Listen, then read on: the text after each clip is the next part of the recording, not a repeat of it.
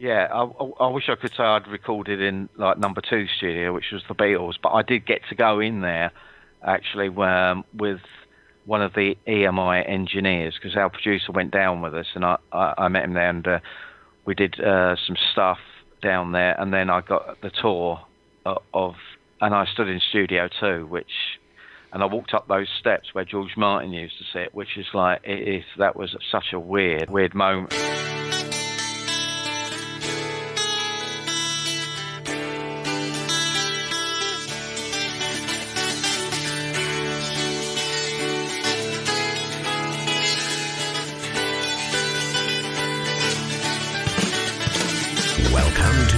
Each Day podcast radio show with Bruce Hilliard. Today and every day, reaching out for innovative ideas in every way. Today's show is brought to you by your future. It comes with a lifetime guarantee. Make a better stay now, baby. Better in every way. Welcome back to the Better Each Day podcast radio show. And as always, it's great to have you. Today's guest is songwriter and recording artist Neil Fitzsimon of Fitzsimon and Brogan. Brogan is Bee Brogan. That's her in the background singing. They are an item, and they are a songwriting duo. You'll hear Neil speak of Trudy. Well, that's Bee. Trudy is her birth name. Well, Neil will explain that in the episode. Fitzsimon and Brogan. Are you much of a techie? No, not in a way. I mean, even when it comes to the recording, Trudy does all the B nickname. That's her nickname. Her real name's Trudy. She does all the engineering of the stuff, and I just do the guitars. Yeah, I'm happy doing that. Well, the English language, even though you guys invented it, I think you messed it all up because it's so difficult. They speak a different version of it. I don't know. Yeah, it's ridiculous. and the trouble with the English people is that when we go abroad, most of us think that everyone should speak English. And like when you get people from Europe coming to the UK, they can all speak. The majority can speak really good English, and when we go there, we don't even bother. It's like I interviewed an imperialist type attitude, I think. That's it. Okay. I was wondering. I've always been looking for the definition. There seems to be like a love affair between England and America. And a lot of it's come through music, which I think is really cool. Yeah. Oh, it's great. Yeah. I interviewed a band called Stilia. The interview ended up being the guitar player doing different versions of English accents. And oh my God. I was puzzled because, Yorkshire has one, Liverpool has one. And to me, it's such a small country. How could it possibly have different accents? I mean, the United States has like Southern, where if you go to Louisiana, I can barely understand what they're saying. But that's a long ways away. I come from London, and there's a difference in accents between North and South London. See, that wouldn't make any sense. You like cross the street and then all of a sudden it's different? Yeah, that's it, yeah. It's mad, isn't it? Yeah, I guess so. But it's interesting. So I asked him to do an American accent, and he did something from a movie, but in mimicking the character in the movie Holes, I believe it was, it just sounded, he nailed it. It just sounded like somebody with about a 4th grade education talking or something. So that's what it sounds like. Yeah, I remember because when we first got a deal, we actually did some interviews and live sessions on radio, like national radio as well.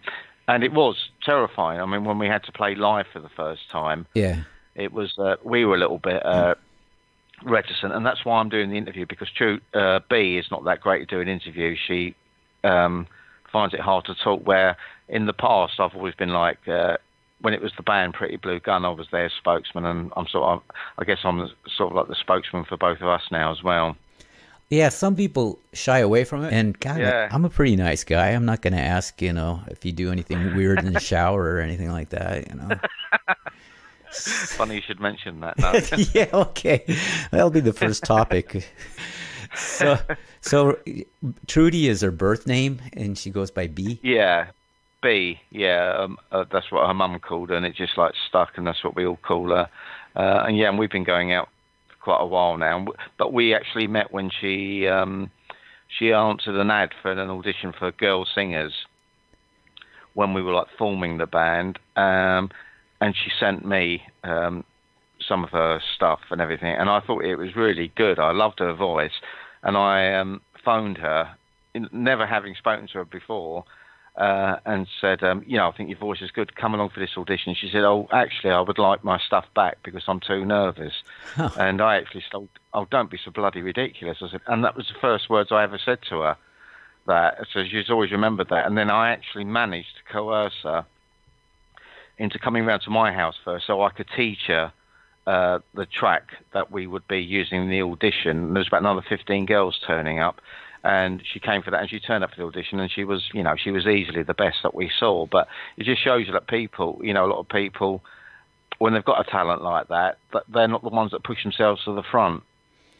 I think, maybe nobody likes their own voice, or nobody likes their own photo. I don't know. Yeah, that's right. Yeah, and luckily, you're thinking you're great. Yeah, show up and do it. Yeah, and she was really good. And then she said to me, I'll come along as long as we don't ever have to do any gigs. Because at the time, we were just like a songwriting partnership, me and this keyboard player. And I said, no, we won't have to do any gigs. And then within about a few months, we got offered a load of gigs. And I had to break the news to her that she would actually be doing... Because she'd never played live in front of people before.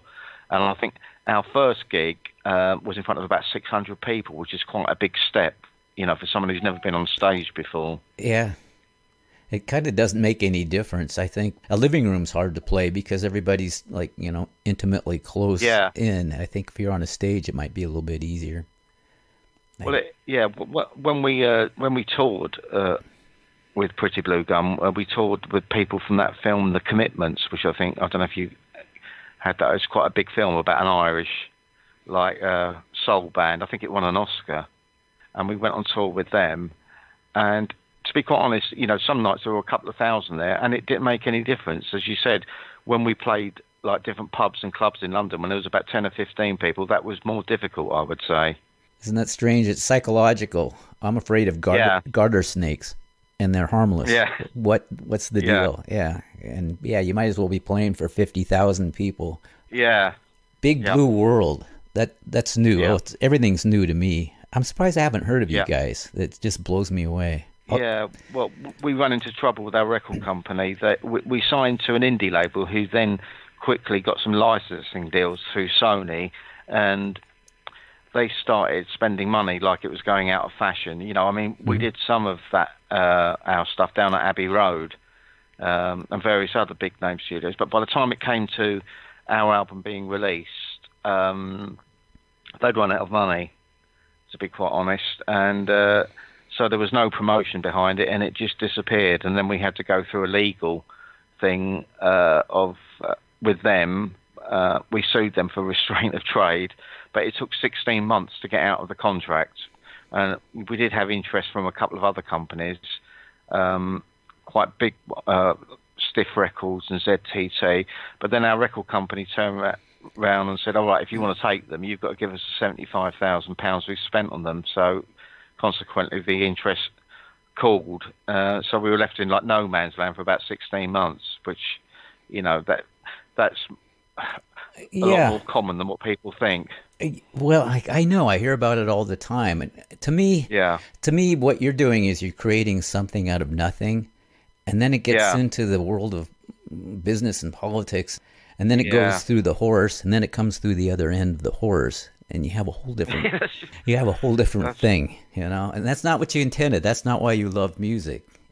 Am I correct? No. I'm out on a limb here. No, that is totally right. I had to get used to the fact when we signed that the songs that I'd written had become a product, and it was like sort of taken out of my hands a bit. Like the record company chose singles, what tracks they wanted. I mean, we had a say to a certain extent, but I think when you do first get signed, it is the holy grail for any musician to get a record company to invest in you. And in those days, when we were doing that, the early 2000s, they used to put quite a bit of money in and time. So we went from being basically bedroom musicians into a studio with like Eric Clapton's bass player and the Art of Noise as session people. So awesome. we went along with it, but I did realise that the songs have been taken out of my hand, in effect. So yeah, you're right with that. Crazy Town, yeah, and you're supposed to be creative, and you write happy, healthy music, and you're supposed to pull that out of thin air after that kind of crap. I don't know. I know, yeah. No, it's difficult. You're very good at it. Oh, thank you.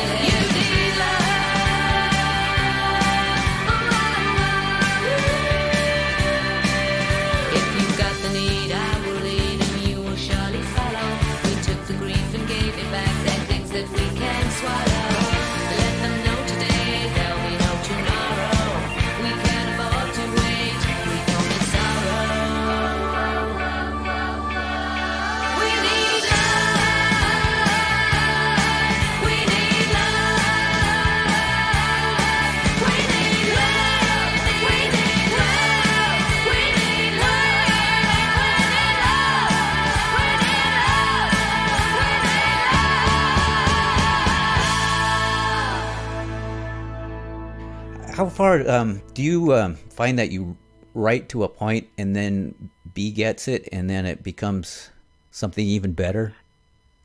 Yeah. What?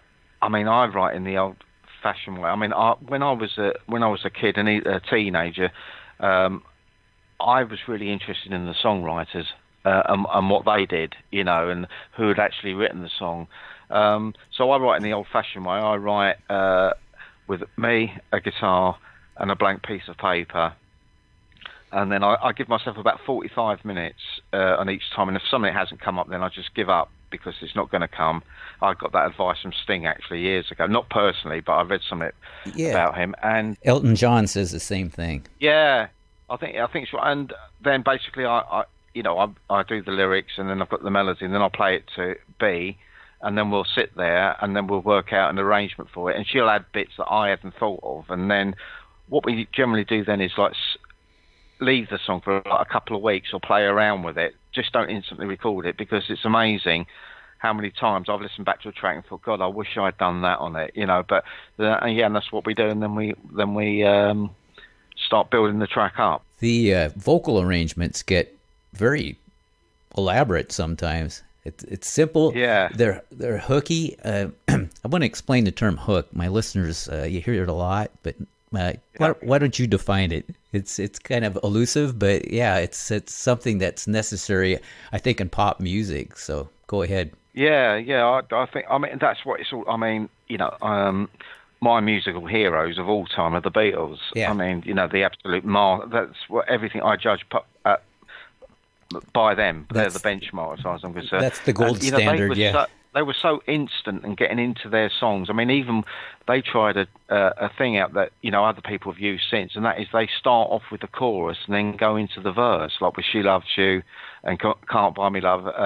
They were all preceded by actually starting with the chorus. So it is important to get, you know, that mind worm into people's ears straight away. So I don't really hang about, you know, making them wait. I just try and get them, because I hate listening to an album where I have to keep on listening to it to get into it. I've always been a bit, you know, I'm a real pop fan, you know, like the classic pop. So the saying that comes to mind is "Don't bore us, get to the chorus." I'm sure you've heard that. Yeah, exactly. Yeah, guy, you do it so well, and you'd think, well, you know, that format's been used over and over again. Well, there's a reason, I think, and you're right. The Beatles kind of did set the gold standard on that. Hard Day's Night starts out with what a G7 suspended 4 on a 12-string guitar, and all of a sudden it's like, and then the hook, boom! It's been a hard day.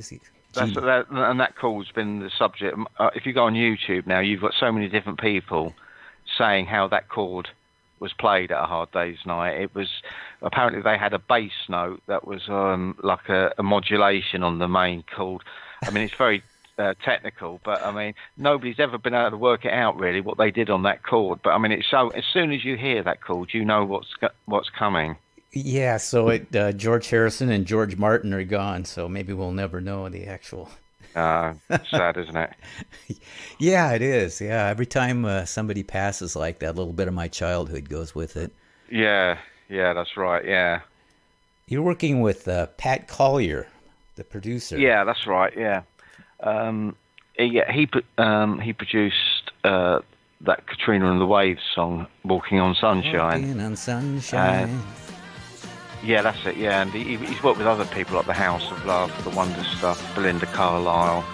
And to be quite honest, I was a fan of his before I ever got a record deal. And one of my friends one day said to me, when we were listening to Katrina and the Waves, an album of theirs, he said, "You know, this he would be great for your stuff." I mean, then we didn't have a deal, but then I sent a demo of Blue Velvet to a DJ and a writer, Charlie Gillett, who was he supported Costello and Dire Straits at the beginning of their career, and I sent him Blue Velvet, and he phoned me one night at home, which I couldn't quite believe, because my mum came in and said, "There's a Charlie Gillett on the phone for you," and I just rushed out there, and he said, "I just have to say," he said, that Blue Velvet is one of the best songs I've heard in the last 20 years. Yeah.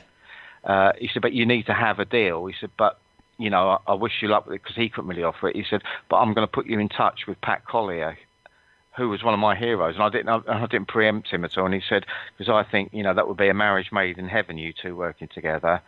And then I spoke to Pat, and he said, "Well, you know, in those days you needed a deal really, because I mean, studio costs were about, you know, £500 to £600 a day." Yeah. Then, so he said, "But if you ever get signed, I would be interested." And then a couple of years later, when we did get signed, I asked to work with him, and the record company said he's too expensive. And then we got put with a producer that we didn't get on with. Really, we got on. He's a lovely bloke, but it was just too long-winded. What we did, so we asked for Pat again, and then Pat said, "Look, I want to do it, so I'll lower my fee and take some points on the album." And that's how we got to work with him. So yeah, it was brilliant. Boy, I guess. Well, what were the lyrics? Where did that come from? What, to Blue Velvet? Yes. Well, you know, to be quite, I got the inspiration from that from a song by a band, not very well known, called The Bible, and they had a track called "Honey Be Good." I don't know really. I mean, it's influenced by Costello as well. I suppose it's like a lost love in a relationship, really, which I think appeals most probably to everyone. But I must say that was the song.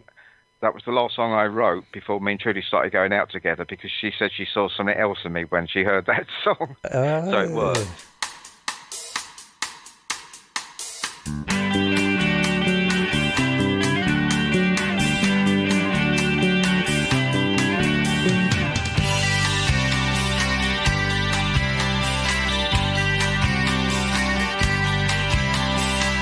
This is the girl who never thinks twice.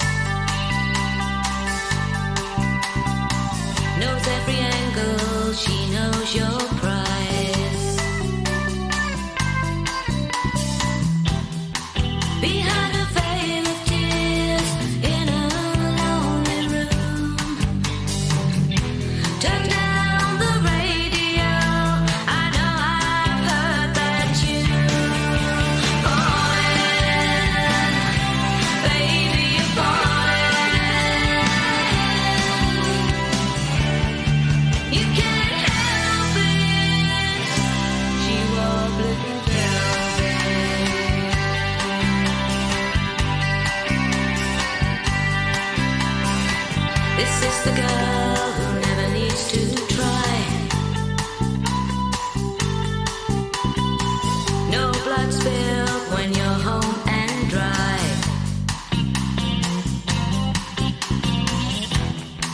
Her words turned your head like a sickly Valentine.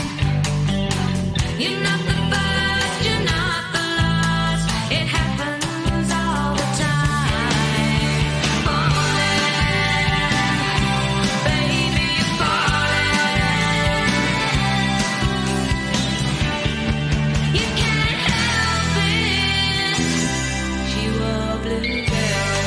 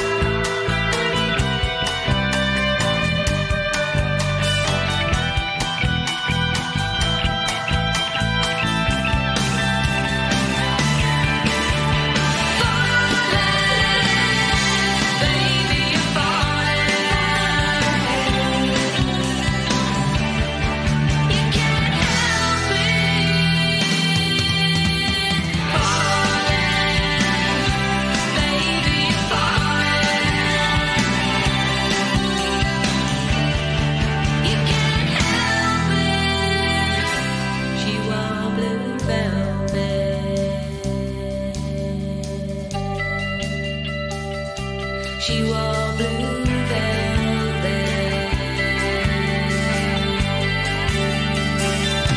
She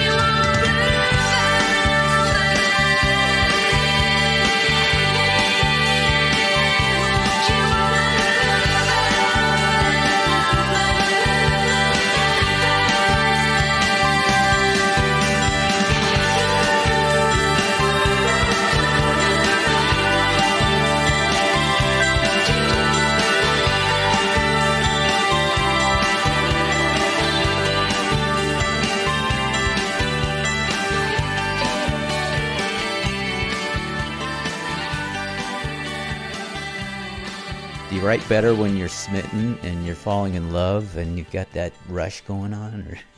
Or I actually think no. I think I think it's when you get the wrong end of the, like the Oh, really? the shitty end of the stick, really. Yeah. Yeah, because it's a bit.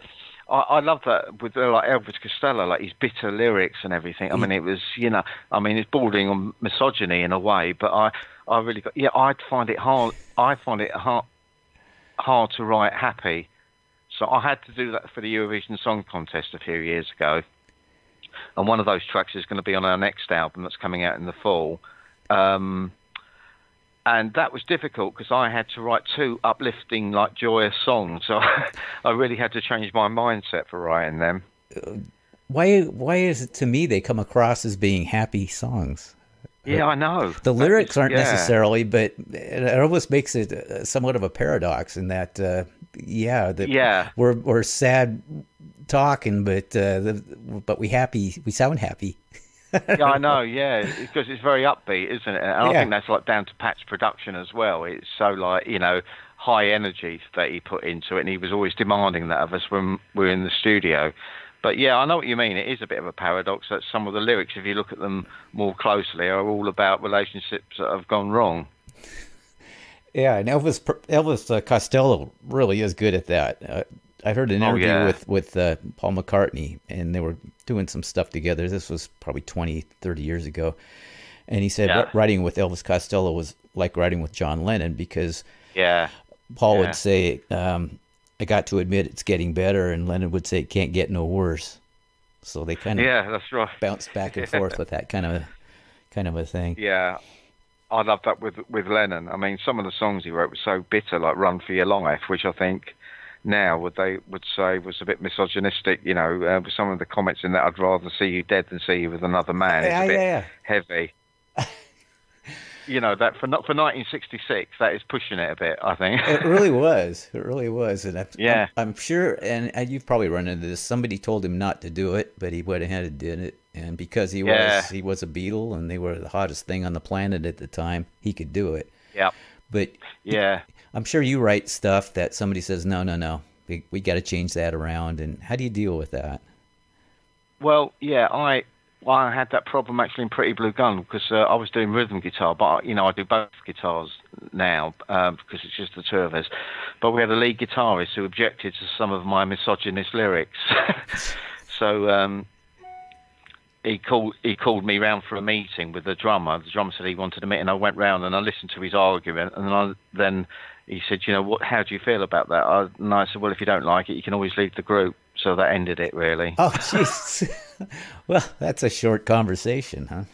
Yeah, well, I think you've got to write what you believe and be honest with yourself. And when somebody starts, editing what you're doing, I was just not having it, really. But I do know, with some songs, you have got to pull back a little bit. I mean, I've thought of lines before, and I thought, oh, no, I can't use that. So, yeah. But I just like with Lennon and Costello, that they're witty, his lyrics. They're cutting, but they're very a very dry way of getting the message over.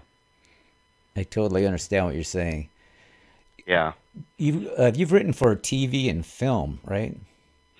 Yeah. We're working on one now, actually, for a film company. That's got to be done by the weekend, so we're getting onto that tomorrow. Yeah, well, what it was, they've actually used some of those tracks from Big Blue World on the TV in this country. In a couple of soap operas, where you get a scene, say someone's in a bar and there's a jukebox playing.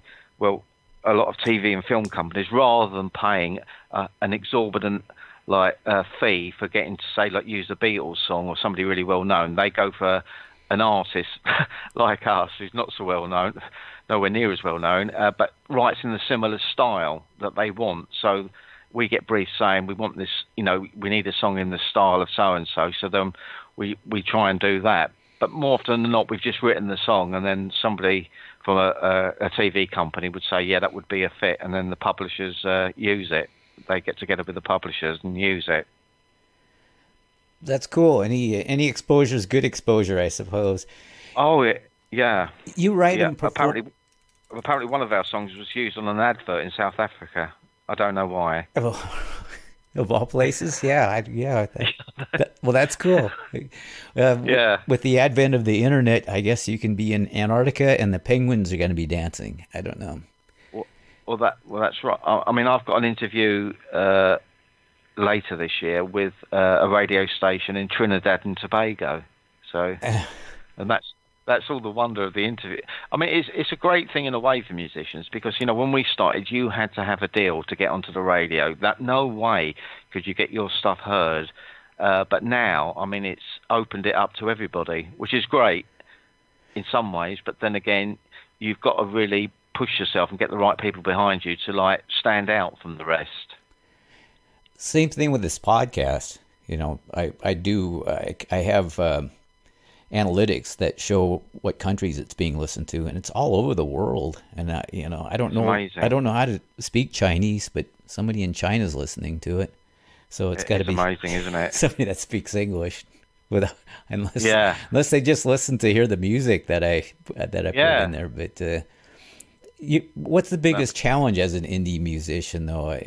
Has technology been your friend, or it's such a gigantic sea of opportunity? Well, as I say, Bee has been brilliant. She's actually learnt how to engineer. We've got a home studio now, and she's taken the time and she's had lessons to do it. And I think I sent you a track last week, didn't I? A new one. Yeah, she engineered that, and Pat Collier mixed it, and I played the guitars and the bass on it.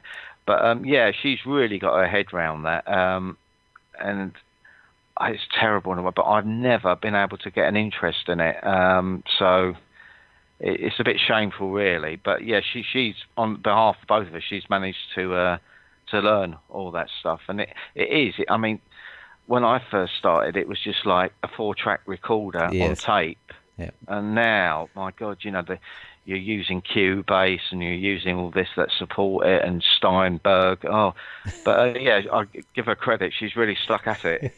She's a keeper. I think you should. Yeah. And she does all the drum programming as well. Oh wow. You know, yeah. The song you sent me is called "Can't Hope to Hold Out," correct? Yeah. Again, awesome.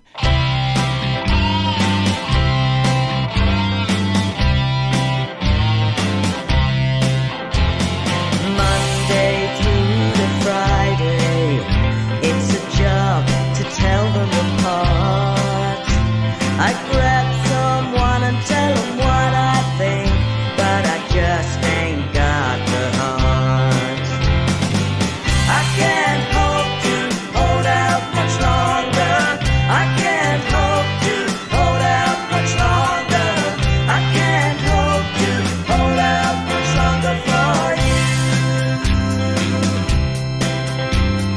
Dressed in their pretty frocks now, with their ribbons and their bows. They say, how do you do, and snigger behind your back, but you will never know. I can't hope to hold out much longer. I can't hope to hold out much longer. I can't hope to hold out much longer for you.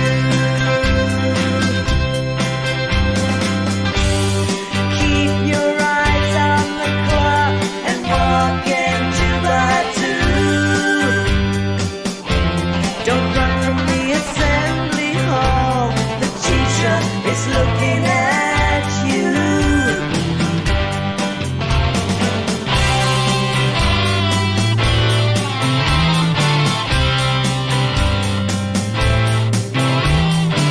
I can't hope to hold out much longer.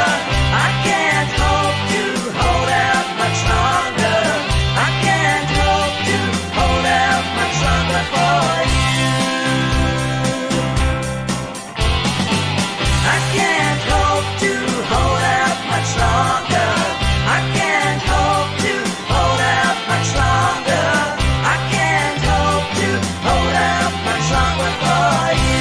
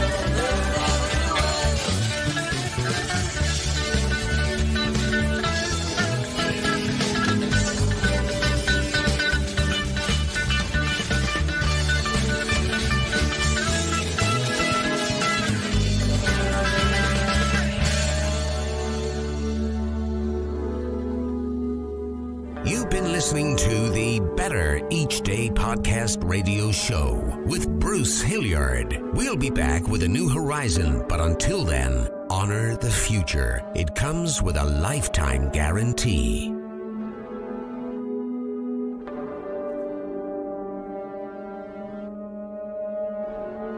And we're all just trying to make the next day a bit better.